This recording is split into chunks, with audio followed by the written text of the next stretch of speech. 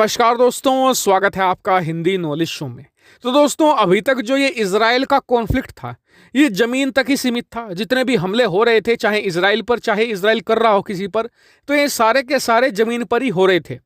लेकिन अब ये समुंदर तक भी फैल चुका है। जी हाँ, क्योंकि इजराइल पर इस सबमरीन से हमला करने की कोशिश हुई है और इसके जवाबी कार्रवाई में इजराइल ने बहुत सारी जो सबमरीन थी उन्हें डुबो भी दिया है। हालांकि आप सोच रहे होंगे कि जो सबमरीन अटैक है ये तो किसी बड़े अरब देश ने किया होगा, क्योंकि सबमरीन काफ़ी महंगी आती है और काफ़ी बड़ी भी होती है।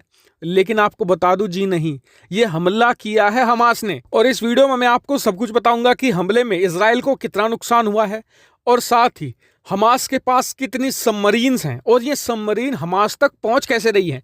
क्योंकि जियोग्राफिकली अगर आप देखें तो तीन तरफ से इजराइल की सेना ने गाजा पट्टी को घेर रखा है, चौथी तरफ से जो इजराइल की नौसेना है उसने घेर रखा है। तो फिर ये हमास तक बड़े बड़े हथियार पहुंच कैसे रहे हैं, ये भी मैं आपको बताऊंगा। लेकिन उससे पहले आपको बता दूं कि इस वीडियो के बाद आपको दो और बड़ी खबर मिलने वाली है। तो जिन लोगों ने अभी तक भी चैनल को सब्सक्राइब नहीं किया तो कर लीजिए, क्योंकि यहाँ पर आपको मिलती है डिफेंस, फॉरेन पॉलिसी और फाइनेंस से संबंधित बहुत सारी एक्सक्लूसिव वीडियोस। तो चलिए अब वीडियो को शुरू कर लेते हैं। तो दोस्तों, खबर कुछ ऐसी निकलकर सामने आई है कि इजराइल ने हमास के एक सुसाइड सबमरीन को मार गिराया है। स्क्रीन पर आप आर्टिकल भी देख सकते हैं इससे संबंधित। और बताया गया है कि हमास ये तैयारी कर रहा था कि आने वाले दिनों में इजराइल के ऊपर भारी मात्रा में सुसाइड अटैक किए जाएं सबमरीन से। वो कैसे? दरअसल हमास के पास बताया जाता है कि ईरान के बहुत सारे छोटी छोटी सबमरीन्स हैं जिनकी साइज काफ़ी छोटी होती है। इनके अंदर भारी मात्रा में एक्सप्लोजिव भर दिया जाता है और फिर इन्हें रिमोटली कंट्रोल्ड तरीके से जो इजराइल के तट हैं उनके करीब पहुंचाया जाता है और वहां पर भारी मात्रा में ब्लास्ट किए जाते हैं। और इतना ही नहीं, ये लोग जो इजराइल के कुछ तेल के कुएं पाए जाते हैं, ज़्यादा संख्या में नहीं है, बहुत ही थोड़ी संख्या में है, लेकिन उन्हें भी निशाना बनाने की पूरी कोशिश करते हैं। और बताया जा रहा है कि अभी के लिए हमास की प्लानिंग ये थी कि जी हम जितने भी रॉकेट इस समय दाग रहे हैं इजराइल के ऊपर, उसमें से 90 से 95% तक को जो आयरन डोम है वो रोक रहा है, उन्हें मार गिराता है। तो ऐसे में इतना इफेक्टिव नहीं था।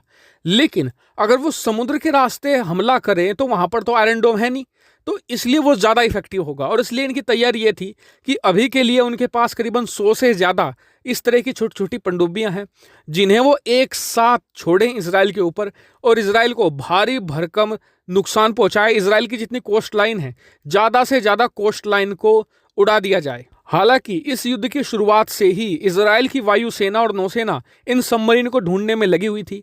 अभी जैसे ही उन्होंने कुछ सबमरीन बाहर निकाली तो तुरंत इजराइल ने उन्हें उड़ा दिया है। लेकिन बताया जा रहा है कि हमास के पास अभी भी बहुत ही बड़ी संख्या में ये छोटी छोटी पनडुब्बियां मौजूद हैं जो इजराइल को काफ़ी ज़्यादा नुकसान दे सकती हैं। और इसीलिए इजराइल इस समय सबसे ज़्यादा अलर्ट पर है। लेकिन जो बात लोगों को समझ नहीं आ रही है वो ये कि ये रहा इजराइल, ये रहा गाजा पट्टी।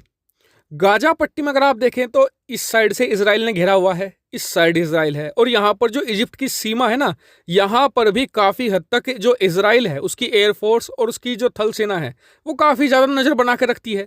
और यहाँ पर है समुंदर, यहाँ पर इजराइल की नौसेना है। तो गाजा के अंदर हमास के पास ये बड़े बड़े हथियार पहुँच कैसे रहे हैं?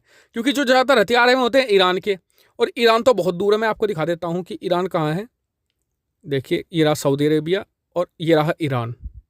ठीक है, यहां से यहां तक हथियार पहुंच कैसे रहे हैं? तो इसका कारण मैं आपको बताता हूं। दरअसल होता यह है कि भले ही यहां पर इजराइल की, यहां पर जो इजिप्ट की और ये मतलब कि गाजा पट्टी की सीमा है ना, यहां पर भले ही एयरफोर्स कितनी नज़र बना के रखती हो, लेकिन ये करते क्या है कि सुरंगें बना लेते हैं यहाँ पर सीमा पर, और फिर इजिप्ट के जरिए ये भारी भरकम हथियार हमास तक पहुंचते हैं। और इसमें काफ़ी हद तक जो इजिप्ट की सेना है, मिस्र की, वो मदद करती है हमास के लड़ाकों की, और इसीलिए ये लोग इतना डैमेज पहुंचा पा रहे हैं इजराइल को। हालांकि इजराइल ने यहाँ पर भी काफ़ी हद तक बमबारी करके कुछ सुरंगों को नष्ट तो कर दिया है, लेकिन अभी भी कुछ जो डीप सुरंगें हैं जो गहराई में बनाई हुई हैं वो अब भी मौजूद है, जिनके जरिए जो इजिप्ट की सेना है वो लगातार इन्हें हथियार प्रोवाइड कराए जा रही है।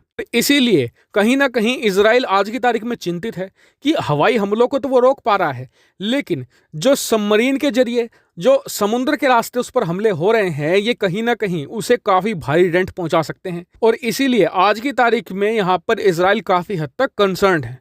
हालांकि इस मामले में फिलहाल इतना ही अपडेट था। जैसे ही कुछ नई अपडेट आएगी निकलकर तुरंत आपको वीडियो बनाकर मैं सूचित कर दूंगा।